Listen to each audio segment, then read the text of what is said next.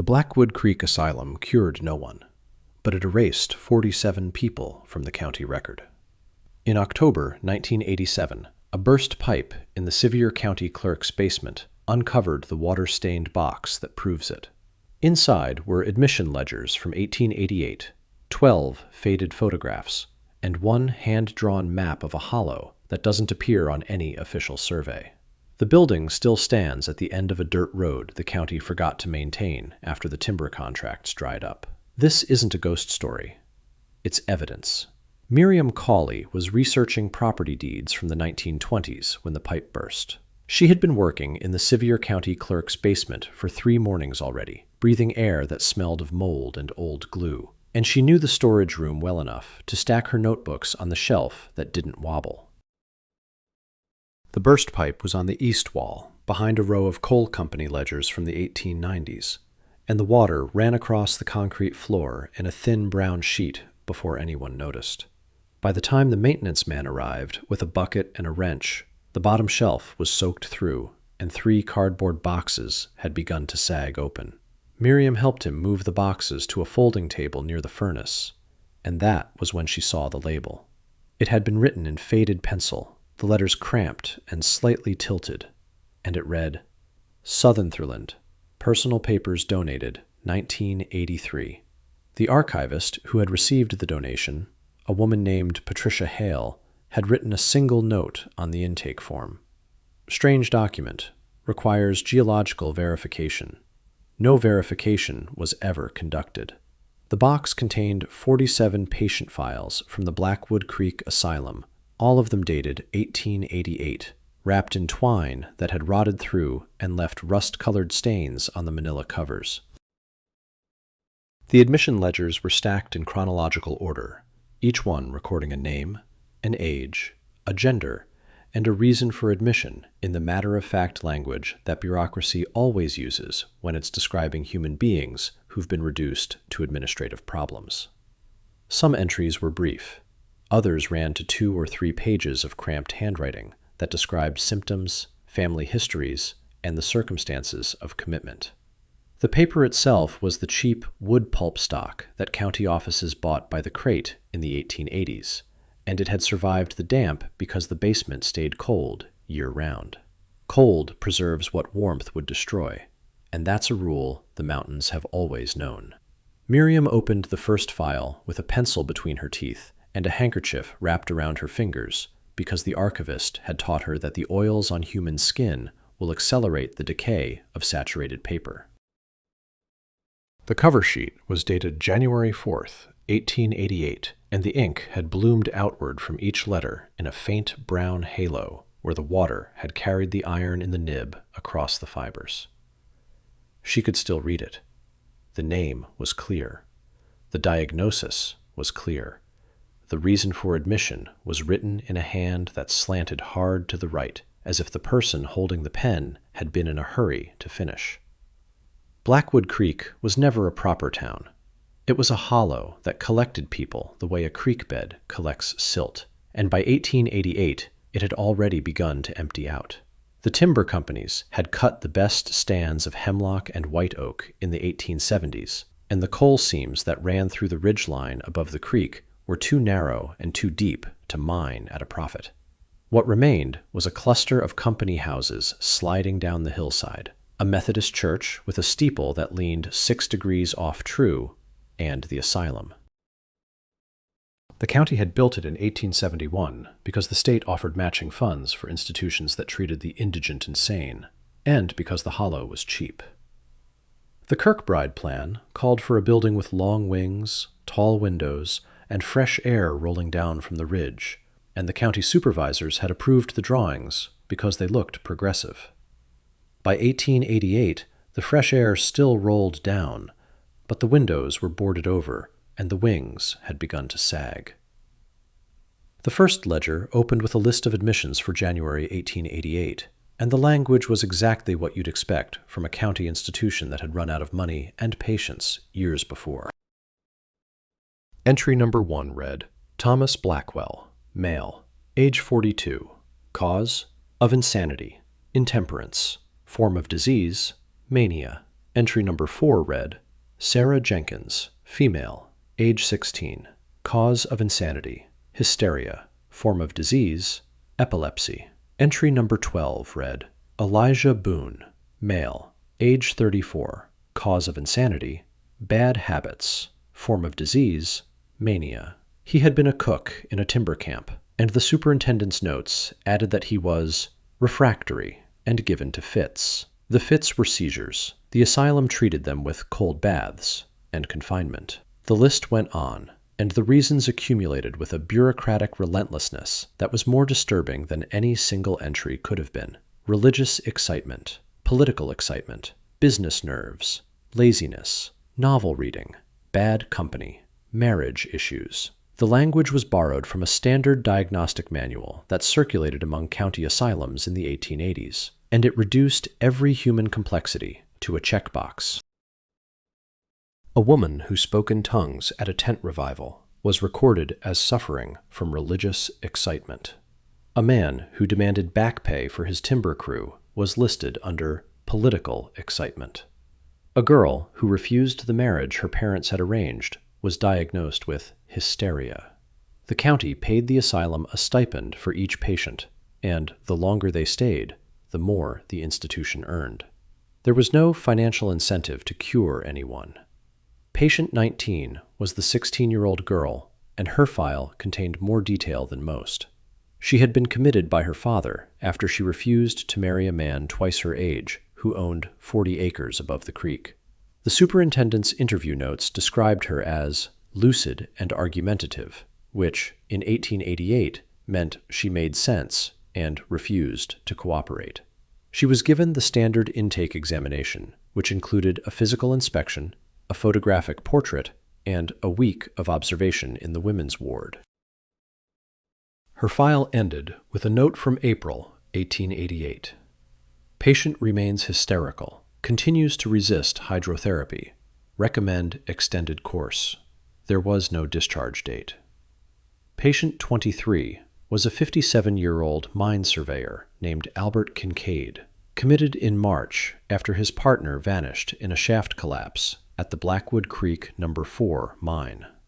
The cause of insanity was listed as melancholia, and the superintendent's notes described him as fixated upon geological irregularities and inclined to weep without cause. What the notes didn't say was that Kincaid had been mapping a coal seam that the company didn't want surveyed, and that his partner's death had occurred 3 days after Kincaid submitted his preliminary report. The file contained a folded sheet of graph paper with a hand-drawn cross-section of the ridge, and a note in Kincaid's own handwriting that read, "Seam extends eastward. Unauthorized habitation indicated." The county clerk had stapled it to the back of the admission form and forgotten it.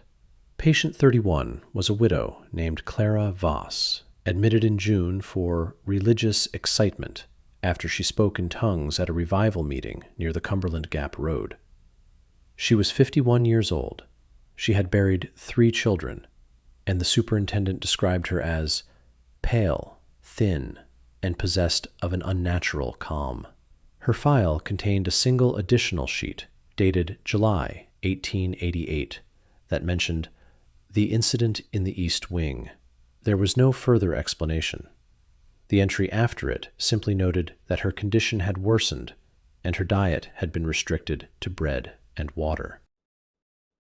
Patient 44 was a labor organizer named Henry Fry, committed in September for political excitement after he led a group of timber workers in demanding back pay from the Pocahontas Consolidated Operations.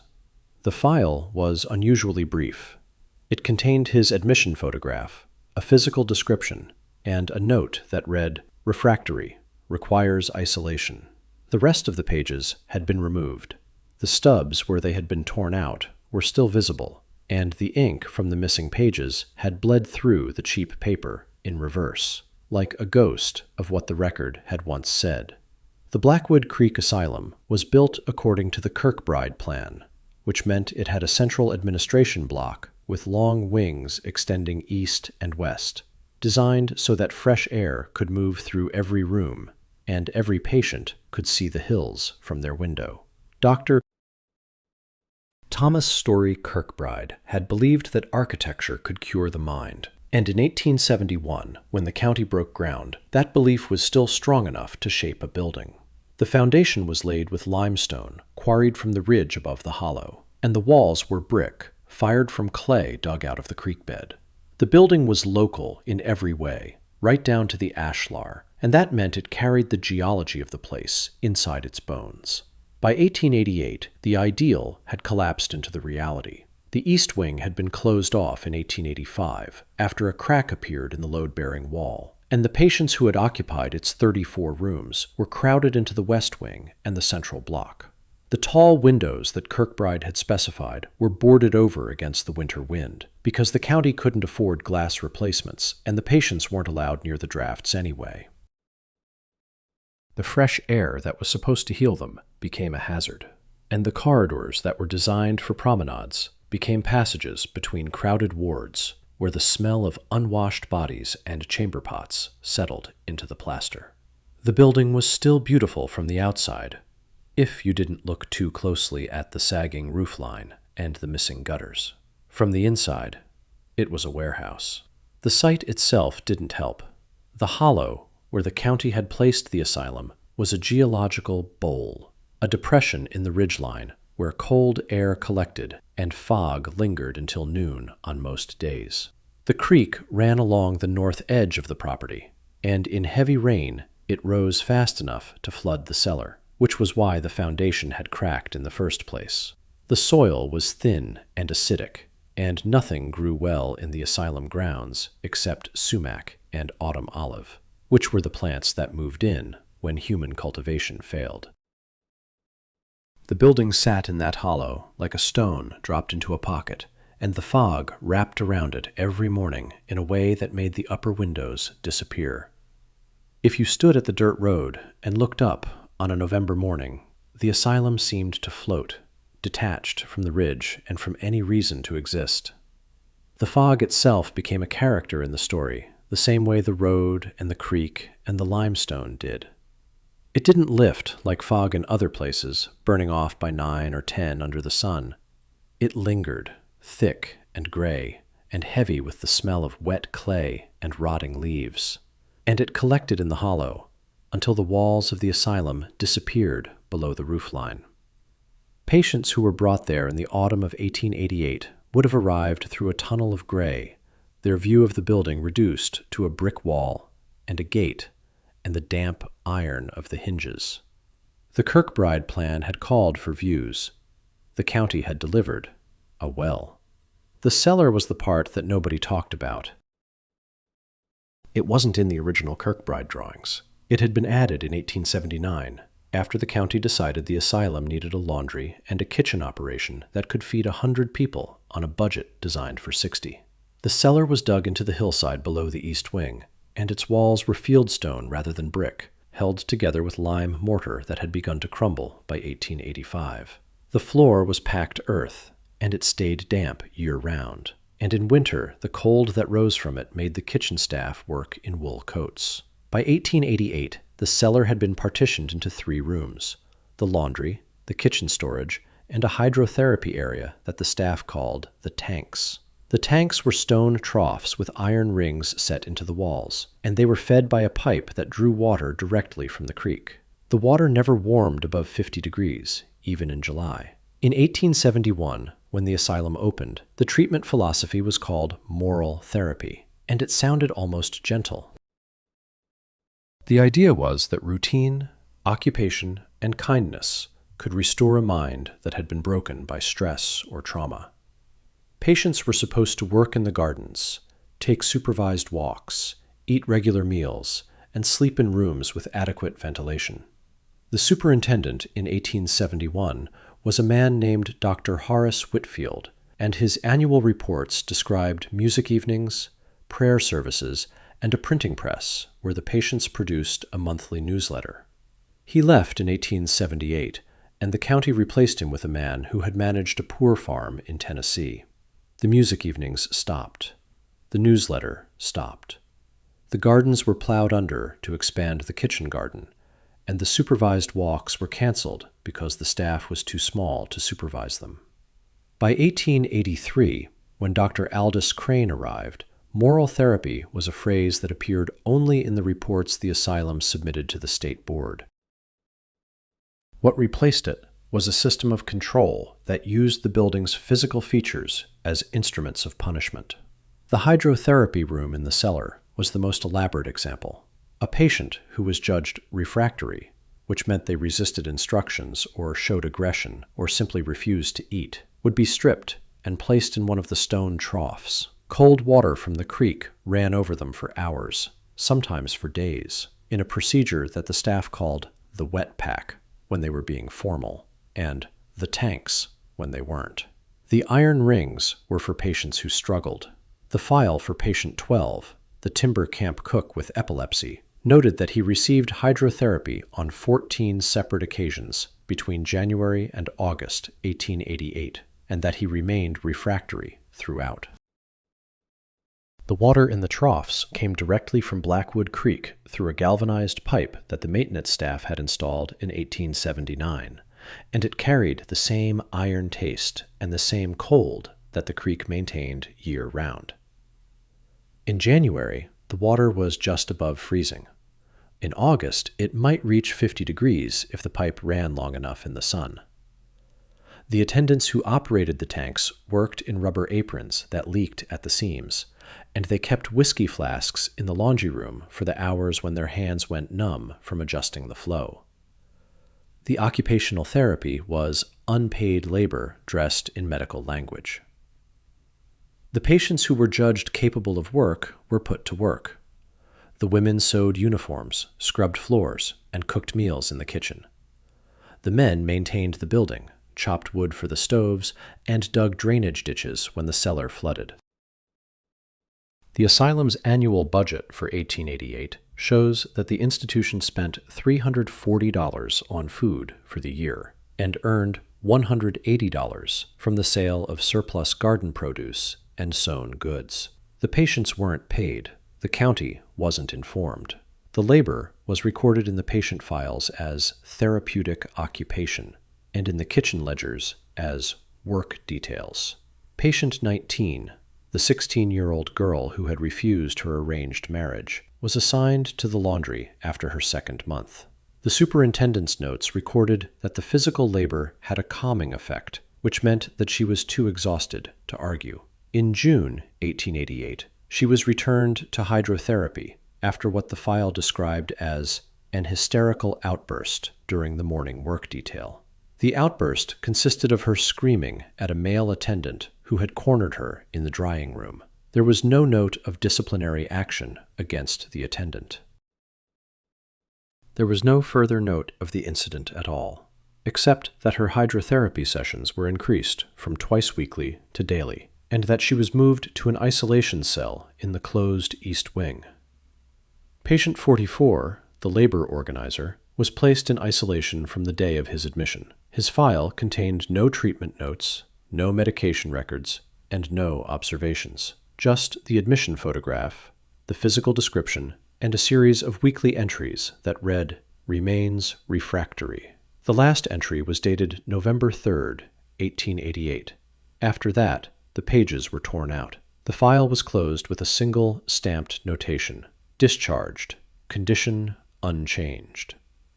Dr. Aldous Crane had been trained at a medical college in Philadelphia that emphasized the new science of neurology, and he arrived at Blackwood Creek with a set of leather-bound notebooks and a belief that insanity was a physical condition of the brain that could be treated with environmental control. His first annual report, written in 1883, was optimistic. He described plans for a hydrotherapy program, an occupational regimen, and a dietary system that would restore the metabolic balance of the nervous system. He used words like metabolic and nervous system with confidence, and the county board was impressed enough to approve a small increase in his stipend. The increase wasn't enough to hire additional staff, but it was enough to buy the stone troughs for the cellar. Crane's handwriting changed across the patient files in a way that Miriam could read like a graph of declining hope. The early entries, from 1883 and 1884, were long and detailed. He described facial expressions, vocal tones, sleep patterns, and digestive regularity with a thoroughness that suggested he believed these details mattered. He wrote about patient 12 in 1884, when the timber camp cook was first admitted, and his notes recorded that the patient was cooperative, intelligent, and possessed of a good appetite, and that his seizures seemed to decrease when he was given regular occupation in the garden. By 1886, the same patient's file described him as sullen, uncooperative, and inclined to violent outbursts. The garden occupation had been canceled. The seizures had increased. The treatment had changed to hydrotherapy and isolation. The turning point in Crane's handwriting seemed to come in 1886, the same year the county cut the asylum's budget by 20%. The cut was due to a shortfall in timber tax revenue, and it meant that Crane had to feed and house the same number of patients with less money and the same small staff. His notes from that year became shorter, more formulaic, and more inclined to words like refractory and uncured. The compassion that had filled his early entries drained out, replaced by the language of administration. He stopped describing faces and started describing symptoms. He stopped asking what had happened to his patients before they arrived and started recording what they did after he confined them. By 1888, Crane had become a bureaucrat of misery. His weekly rounds were conducted with a ledger rather than a notebook, and he recorded each patient in a single line. Patient 12, refractory, hydrotherapy continued. Patient 19, hysterical, work detail and hydrotherapy. Patient 31, calm, diet restricted. The handwriting itself had changed. The letters were smaller, more cramped, and they slanted to the right in a way that suggested haste or exhaustion, or both. The pen he used had a sharp nib that sometimes caught the cheap paper and tore it, and he didn't replace the torn pages. He simply wrote around the holes. The annual report for 1888, which Crane submitted to the county board in January 1889, was a masterpiece of administrative compression. It stated that 47 patients had been admitted during the year, that 12 had been discharged as cured, 8 as improved, 14 as not improved, and 13 as deceased. The 13 deaths were recorded without causes, without dates, and without names. They were simply a number in a column, and the county clerk filed the report without asking questions. Miriam held the original in her hands, and she noticed that the ink on the deceased column was slightly different from the ink on the other columns, as if Crane had gone back and added the number later, after he had already written the rest. What disturbed her most wasn't the cruelty. Cruelty in 1888 was common, and she had read enough county records to know that institutions treated the poor with a brutality that passed for economy. What disturbed her was the paperwork itself. The files weren't a record of medical treatment. They were a record of disposal. Each admission form was a transfer of responsibility. Each treatment note was an alibi, and each death entry was a closing of the account. The handwriting that had once described human beings in detail had been reduced to a system of checkboxes and abbreviations, and the system was designed to produce exactly one outcome. The patient would stay until the patient could be forgotten, and then the file would be closed. 12 albumen prints survived in the box, each one mounted on a piece of cardstock that had warped and yellowed in the basement damp. The albumen process used egg whites to bind light-sensitive chemicals to the paper surface, and the result was a warm brown tone that made every face look slightly sun-kissed, slightly sad, and slightly old, regardless of the subject's actual age. The prints were 4 by 5 inches, and they had been produced with a magnesium flash that lit the asylum's intake room with a light so bright and so brief that patients were told not to move for 3 full seconds after the powder ignited. You can see the fear in their eyes. And it's not the fear of the flash. but the fear of what came after it.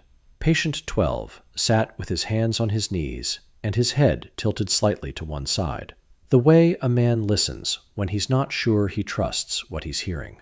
He was wearing the canvas uniform that the asylum issued on admission, and it was too large for him, and the sleeves had been rolled back to show his forearms, which were scarred from the iron rings in the hydrotherapy troughs. He was squinting. The superintendent's notes said he was squinting because of the flash, but Miriam thought he was squinting because he had been told to look at the camera, and he didn't want to. His face was thin and patient, the face of a man who had learned that resistance cost more than compliance, and his eyes were focused on something just to the left of the lens. He was looking at the attendant, who stood there, out of frame, holding the timing watch. Patient 19 was photographed in the women's uniform, a gray wool dress with a high collar that buttoned at the throat. Her hands were clasped in her lap, and her knuckles were white from the pressure. She was 16 years old, and the albumen process had given her skin the texture of parchment, and her eyes were wide open and directly on the camera in a way that looked like defiance. The superintendent's notes described her as hysterical, but the photograph showed something else. It showed a girl who had made a decision and was living with the consequences. Her hair had been cut short, which was standard for female patients to prevent lice, and the rough ends framed her face like a child's drawing of a halo. She didn't look cured. She looked awake. Patient 31, the widow who spoke in tongues, was photographed in July 1888, 2 weeks before Clara Voss was found wandering the hydrotherapy corridor. She was sitting in a wooden chair with her hands folded loosely in her lap, and her expression was the one that Miriam kept returning to. It wasn't fear. It wasn't resignation. It was knowledge. The woman in the photograph looked like she had seen something that the camera couldn't capture, something that existed behind the superintendent and the attendant and the magnesium flash, and she was waiting for the right moment to speak about it. Her file said she was pale and thin and possessed of an unnatural calm. The photograph said she was holding a secret. The photographs were supposed to be medical records. They were taken on admission to document the patient's condition before treatment, and the theory was that a cured patient would be photographed again on discharge to demonstrate the transformation. There were no discharge photographs in the box. There were no after images. Every portrait was a before image, and every before image was a record of a person who had arrived at the asylum and never truly left. The cardstock mounts were marked with patient numbers rather than names, and the numbers corresponded to the ledger entries in a system that was precise and complete and utterly without mercy. Miriam spread the 12 portraits on the folding table in the clerk's basement, and she looked at them in the light from the single window that faced the alley.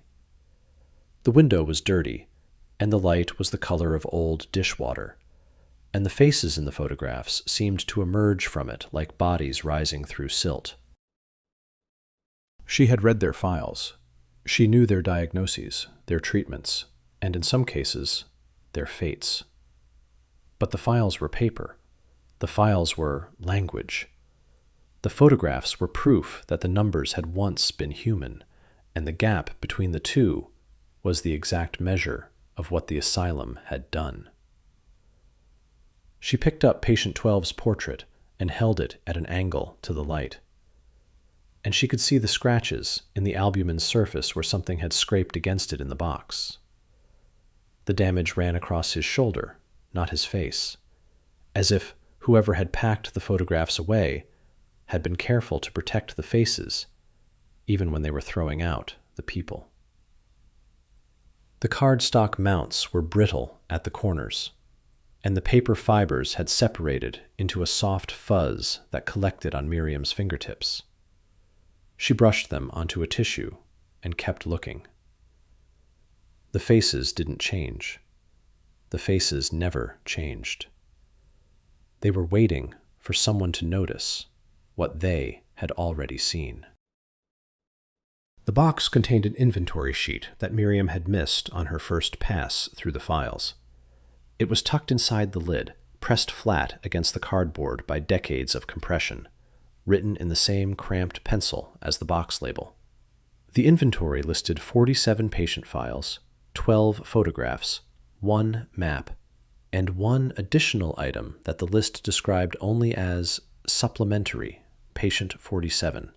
Miriam went back through the files 3 times before she found it. It wasn't in the main stack. It had been slipped between the annual report for 1888 and a sheaf of blank intake forms, and it was a single sheet rather than a folder. The sheet contained a name that didn't appear in any ledger: Eleanor Vance. There was no age, no gender marker, no admission date, no diagnosis, and no photograph. Just the name, written in a hand that wasn't doctor. Cranes, and beneath it a single line that read, Attendant, East Wing, July to November 1888. Beneath that was a hand-drawn map in pencil, torn from a surveyor's notebook, that showed the asylum grounds from a perspective above the ridgeline. The central block was drawn with careful precision, and the west wing was sketched in with the same attention to proportion. The east wing was missing. In its place, the map showed the hollow behind the building, and in the hollow there were marks that looked like rows. The rows were too regular to be natural. They were spaced at intervals of approximately 6 feet, and they ran parallel to the creek, in a formation that Miriam recognized from photographs of military cemeteries. The map was marked with a single word at the top of the page: seam. It was the same word that Albert Kincaid, patient 23, had used in his geological notes. It was the same word that timber crews used to describe a layer of coal within rock, and that miners used to describe a vein that ran through a mountain, and that the county surveyors used to mark property boundaries on maps that companies paid them to draw. But on Eleanor Vance's map, it meant something else. The rows in the hollow weren't a coal seam. They were a burial ground, and Eleanor Vance had drawn the map because she had seen what was there, and she had understood what it meant. Miriam compared the map to every survey she could find. She checked the county plat books from the 1870s and 1880s. She checked the geological surveys commissioned by the timber companies. She checked the property deeds that she had originally come to the basement to research. The hollow behind the east wing appeared on none of them. It was a blank space, an absence in the official record that corresponded exactly to the presence Eleanor Vance had mapped. The county had drawn the asylum onto its charts, but it had never drawn what lay behind it. The hollow was a hole in the map, and Eleanor Vance had filled it with crosses. The map itself was drawn with the kind of precision that Miriam recognized from Kincaid's survey notes. The ridgeline was shaded on the western slope to indicate elevation. The creek was drawn with wavy lines that suggested current rather than still water. The asylum was rendered in plan view, each block carefully proportioned, except the east wing, which was simply absent, its space on the page left white, as if the building had never been built there at all. In the white space, Eleanor Vance had drawn her rows, and at the bottom of the page, in a hand that was smaller and more cramped than the rest, she had written a date: October 12th, 1888. 2 days before she was readmitted as patient 47. Patient 31's file finally explained the incident in the East Wing. In August 1888, Clara Voss had been found wandering the corridor outside the hydrotherapy room at 3 a.m, speaking in a language that the night attendant didn't recognize. The attendant recorded it as gibberish, but a later note, added in a different hand, suggested that another patient had understood every word. The patient was Eleanor Vance. She had been an attendant in the East Wing since July, hired from a farm family in the next hollow over, and she had been assigned to the night shift because she was the only staff member who would work in the closed wing without complaint. What Clara Voss had told her, according to the note, was that the ground behind the east wing was full of the unnumbered. The superintendent called it religious mania and restricted both women's diets. Eleanor Vance was dismissed in September. She was readmitted as patient 47 in October, and her file was reduced to a single sheet. Miriam drove to Blackwood Creek in November 1987, when the ridgeline above the hollow was bare and the sumac had turned the color of dried blood. She took the dirt road that the county had forgotten to maintain, and she drove until the ruts became too deep for her car, and then she walked.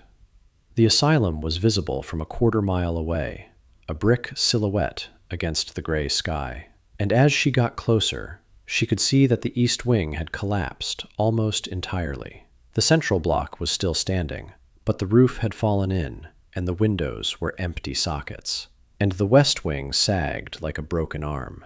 The building wasn't beautiful anymore. It was a ruin, and the ruin was honest in a way that the building had never been. She walked around the east wing, picking her way through the fallen bricks and the poison ivy that had colonized the foundation. The hollow behind the building was exactly where Eleanor Vance's map had placed it, a depression in the ridgeline that collected fog and held it like a bowl. The soil was thin and gray, and it smelled of iron and something older that Miriam couldn't name. She walked into the hollow with her boots sinking slightly with each step, and she felt the ground settle wrong under her feet. It was too soft. It was too level. It had been worked. No headstones marked the ground. No wooden crosses stood at the ends of the rows. What remained was only the geometry of disposal. The rows ran alongside the creek, spaced about 6 feet apart, with stones set at the head of each line to keep the soil from washing away in the spring floods. The stones weren't carved. They were fieldstone, gathered from the ridge, and they had been chosen for their weight rather than their shape. Some of them had shifted over the years, and the rows were no longer perfectly straight, but the pattern was clear. It was a cemetery without names, and it had been dug by the patients who were still listed in the ledgers as not improved or discharged, condition unchanged. Miriam stood in the hollow and listened. The creek made its usual sound, a low chuckling over stones that never stopped moving. The wind in the bare branches above her was higher and thinner, a sound that belonged to the ridge rather than the hollow. Between them, in the bowl where the fog collected, there was a silence that didn't match the geography. It was the silence of soil that had been turned too often, packed too hard, settled in layers that water couldn't penetrate the way it should. The ground under her boots didn't feel like the forest floor. It felt like a floor. It felt like a cellar that had been roofed with 99 years of leaves. Miriam counted what she could. The rows ran for 40 yards along the creek, and there were 7 of them, and the spacing suggested that each row held between 10 and 15 graves. The arithmetic was imprecise, but the scale was clear. The asylum's annual report for 1888 had recorded 13 deaths. The hollow behind the east wing suggested more than that. It suggested a disposal site that had been used for years, perhaps for the entire life of the institution. And it suggested that the official count had never included the patients who arrived without families, without advocates, and without anyone to ask when they stopped appearing in the ledgers. The county had paid the asylum by the head. A dead patient was a financial complication. A patient who vanished from the record wasn't. The connection between patient 23's geological survey and Eleanor Vance's map was the seam. Kincaid's survey showed a coal seam extending eastward from the number 4 mine, and his notes indicated unauthorized habitation in the ridge above the creek. The habitation wasn't human. It was the structural remains of earlier digging, older shafts that had been covered over and forgotten. But Kincaid had seen something else. He had seen the hollow, and he had seen that the soil was wrong. And he had understood that the seam the county was interested in wasn't the only layer buried in that ridge. There was another seam. It was made of human remains, and it ran through the hollow in rows that were older than the asylum itself. Miriam made copies of everything. She spent 2 weeks in the basement with a portable photocopier that the county clerk had borrowed from the courthouse, and she duplicated every file, every photograph, and every map. She delivered the originals to the State Historical Society in Charleston, where they were cataloged and stored in a climate-controlled room. And she kept her own set in a filing cabinet that she locked. She wrote a letter to the county board explaining what she had found, and she received a reply from the county attorney that acknowledged her concern and referred the matter to an investigation that was never conducted. The asylum was demolished in the spring of 1988, and the hollow was graded over with fill dirt from a highway project, and the burial ground became a flat patch of sumac that nobody walked through. The building itself was the last witness. It had been built to heal, and it had been used to hide, and in its final years, it had become a shell that contained both intentions at once. The Kirkbride wings that were designed to let in fresh air had become corridors where the smell of decay settled into the plaster. The tall windows that were supposed to offer views of the hills had been boarded over to hide what the land contained. The foundation of limestone, quarried from the ridge, had cracked under the weight of a purpose that the stone had never agreed to hold. The building wasn't haunted. It was simply evidence. And when it was torn down, the evidence was reduced to fill dirt and scrap brick. The 47 patient files from 1888 are still in the State Archive, and they're still complete. And they still record the names of people who were reduced to numbers by a system that found it easier to administer than to heal. The photographs are there too. 12 faces that look out from their albumen mounts with expressions that range from fear to defiance to the calm of people who have already seen what is coming. Eleanor Vance's map is there, folded inside its single sheet, showing a hollow that no longer exists. The official surveys still show a blank. The county records still show 13 deaths.